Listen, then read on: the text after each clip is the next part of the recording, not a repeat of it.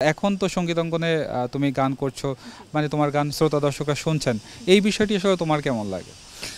অবশ্য খুবই ভালো লাগে। তো আসলে আমার মানে সবসময় ভালো লাগতো কি, মানে অভিনয় জিনিসটা খুব ভালো লাগতো, কিংবা র্যাম্পে হাঁটতেছি মানে গ্ল্যামার জিনিসগুলো বেশি ভালো লাগতো। তো মানে আমার কাছের যারা আছে, মানে আমার ফ্যামিলির সবাই গানটাকে খুব পছন্দ করে।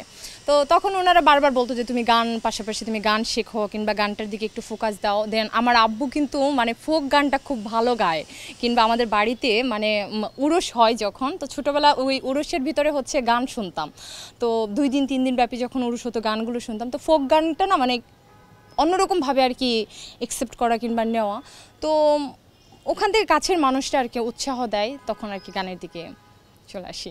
জাস্ট মাল্টিমিডিয়া তারা জাস্ট মিউজিক একটা ইউটিউব চ্যানেল খুললো এবং সেখানে তুমি উপস্থিত ছিলে, কেমন লাগছে? মানে এই বিষয়টি আসলে আজিজ ভাইয়ের সাথে কাজের এই জায়গা থেকে কাজ শুরুটা কেমন লাগছে?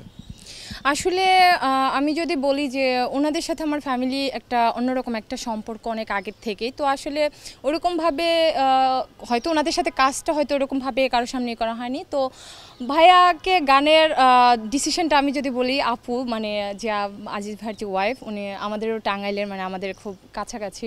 তো সেই হিসেবে মানে আমি বোন কিংবা বলি কিংবা ওই হিসেবে, তো একদিন মানে আপু খুব ভালো গান করে, তো আপুর গানটা শোনার পরে আমি বলতেছি যে তাহলে তুমি হয় সিনেমা করো, কারণ তা নাহলে তুমি গান করো।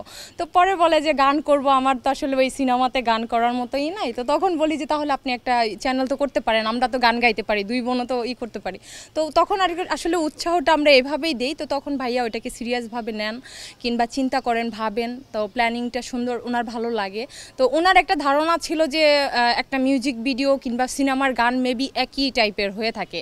তো উনি তখন বলতেছিল যে 20-25 লাখ 30 লাখ টাকা করে এক একটা গান করে কি হবে। তখন ধারণা দিলাম যে ভাইয়া মিউজিক সেক্টরটা এরকম, আর আপনি যদি আসেন আমাদের পাশে দাঁড়ান, আমরা নতুন যারা আছি মানে আমাদের জন্য অনেক ভালো হবে। তো তখন আসলে ভাইয়া যখন এটাই নেয়, যাদের সাথে শুরু থেকে আছি, থাকবো ইনশাল্লাহ।